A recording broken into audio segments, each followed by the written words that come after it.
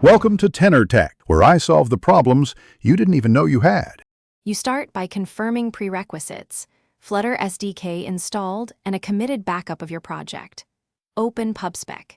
YAML and remove the Flutter native Splash configuration block. This is the first actionable step because it stops the package from regenerating assets.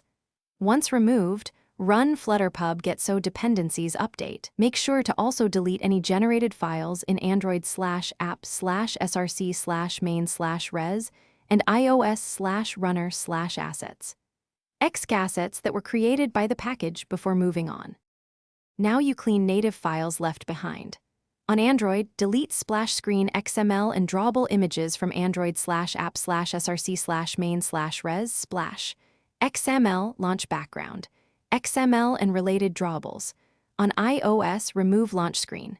Storyboard, asset catalog entries, and any references in info. Plist.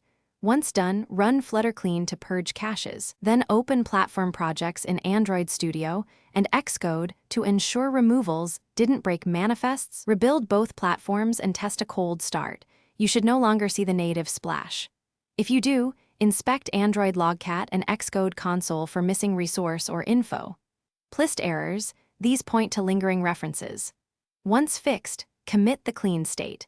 If the app crashes or shows a black screen, restore your backup and repeat removals one step at a time to isolate the problem. A common tip: search the whole project for Flutter native Splash or Splash file names to ensure nothing remains.